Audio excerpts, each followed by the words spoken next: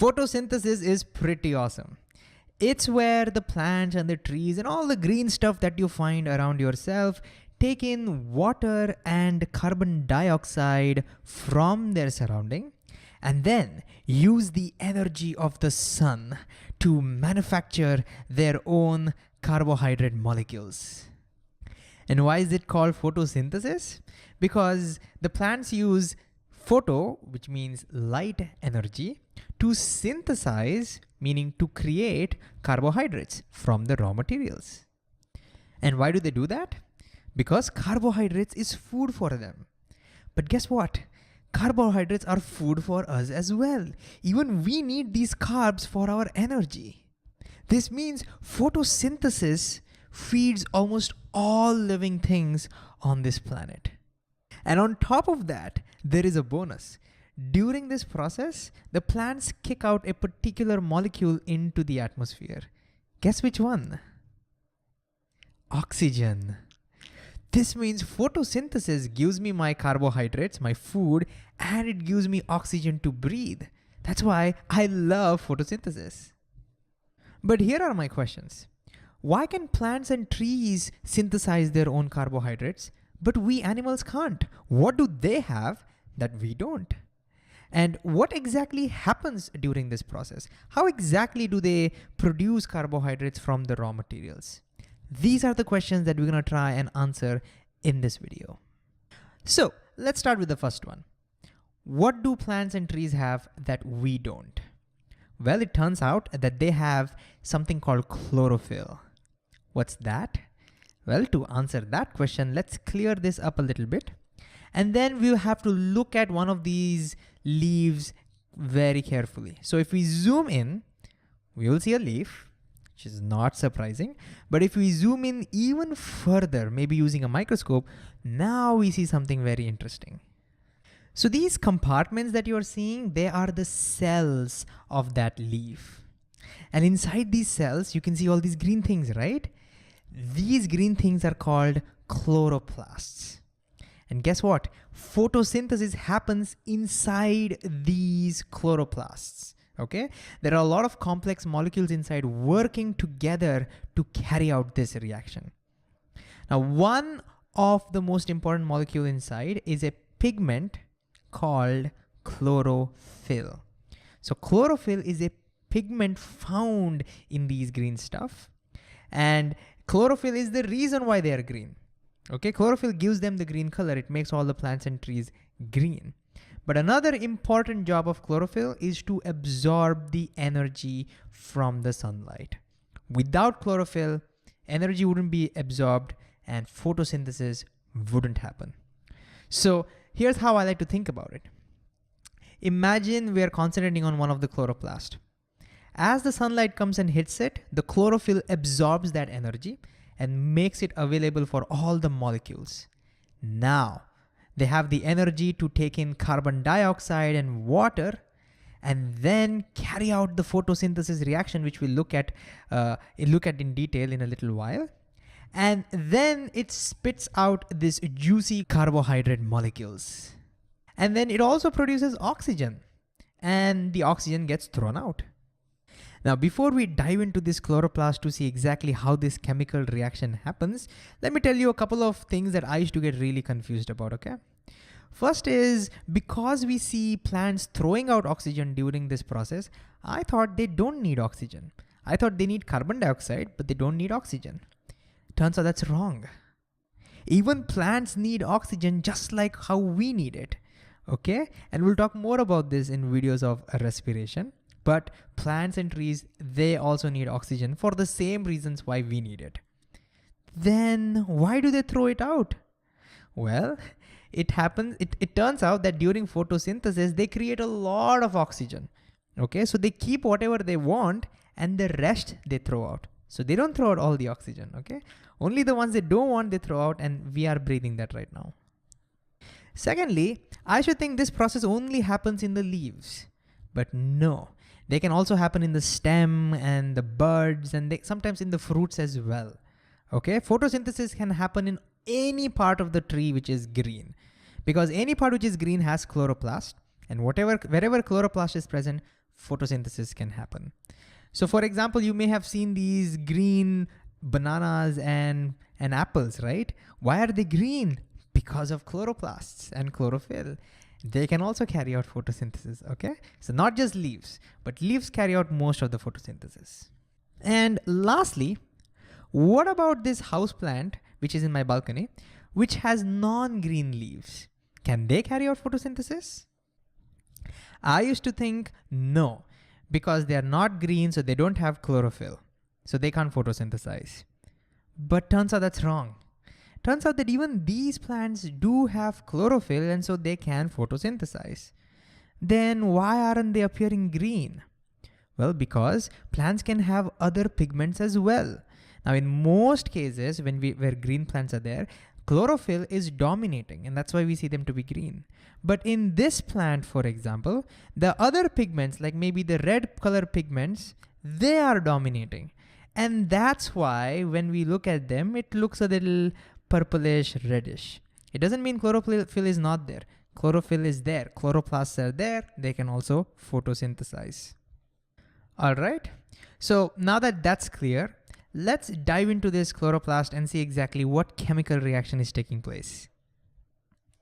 So let's begin by writing a chemical reaction for this process. How do we do that? Well, whenever I forget what's going on, I start by thinking about the products. Now I know that in photosynthesis, I get carbohydrate, okay? This helps me remember the reaction. Here's how. See, carbohydrate has two words. It has carbo and hydrate. Carbo means carbon. So to manufacture carbohydrate, I need carbon. Plants need carbon. Where do they get that from? Well, they get it from carbon dioxide. That's how I remember carbon dioxide. Then they also need hydrate. Hydrate is water, right? Just like how we say dehydrated means loss of water. So they also need water. Oh, so plus H2O. So these are the two reactants needed. But of course, remember, to carry out this reaction, they also need energy from the sun. Photosynthesis, photo part is over here, okay? So these are the three things needed. Now, what do we get? Well, let's see. Now, whenever we write this arrow mark, we put a chlorophyll on top of that to signify that, energy is absorbed by the chlorophyll. Without chlorophyll, this cannot happen, right? Okay, anyways, what do we get? We get carbohydrate, right? That's the major product. But how do we write the formula for carbohydrate? Again, I look at this. See, carbo means carbon, so there is a C. Hydrate means water, so H2O. This is carbohydrate, okay? But wait, carbohydrates need not have just one atom of carbon and one molecule of water. They can have 3 and 3 or 6 and 6 or any numbers they can have, all right? So there are many carbohydrates. So in photosynthesis, which carbohydrate do we get? Well, we get the carbohydrate in which there are 6 atoms of carbon and 6 molecules of water. That's also something we need to remember, okay?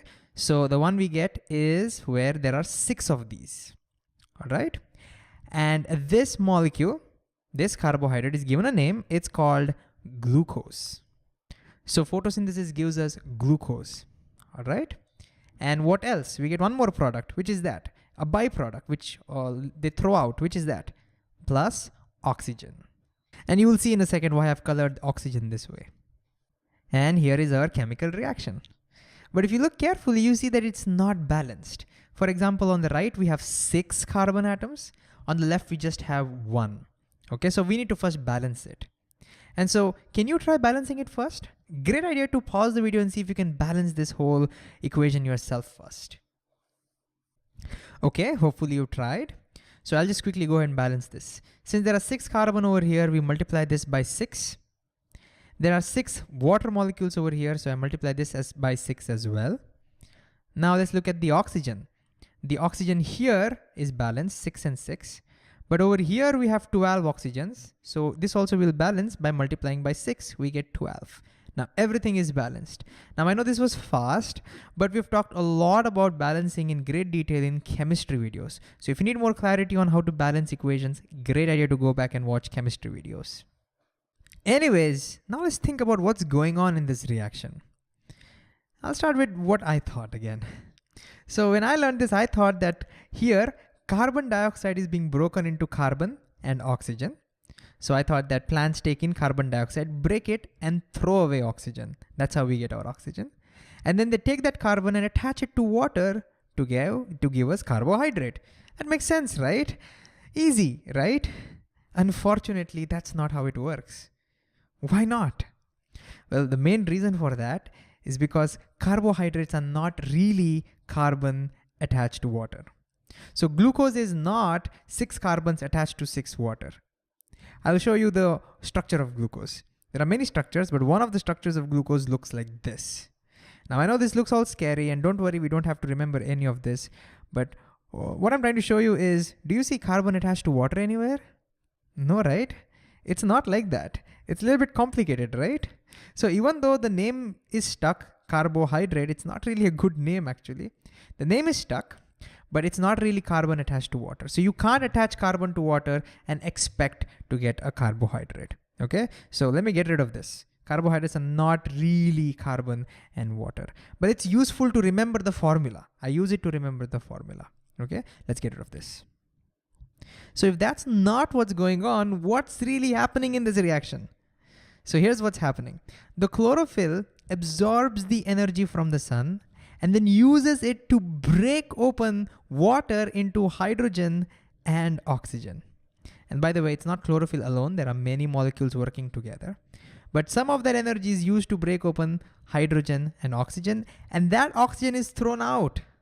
So the oxygen in photosynthesis comes from water, not from carbon dioxide. And this process is pretty important, at least historically, because that's how oxygen came into our atmosphere. So almost all the oxygen that we are breathing today was once upon a time locked in water. Pretty cool, right?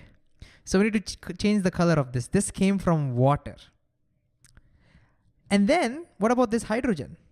Well, then the hydrogen gets attached to carbon dioxide in a series of steps. It's not a one-step reaction. There are many more molecules involved over here, but in a series of steps to finally give us glucose. And so the oxygen over here is the oxygen from the carbon dioxide. So again, we need to color that properly. So again, what happens? Chlorophyll absorbs the energy from the sun and uses some of it to break open water into hydrogen and oxygen.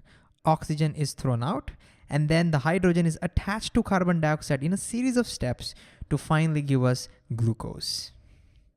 And I can stare at this forever because this is literally what's keeping me and you alive. But we need to end this video, so let's quickly go ahead and summarize. What did we see in this video?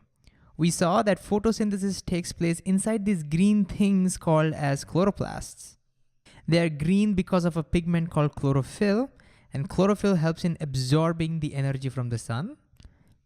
And what does it do after absorbing the energy? It uses it to split open water into hydrogen and oxygen. The oxygen gets thrown out, and then the hydrogen is attached to carbon dioxide in a series of steps to give us glucose. This is what happens inside the chloroplast. This is photosynthesis. This is how we get our food and our oxygen.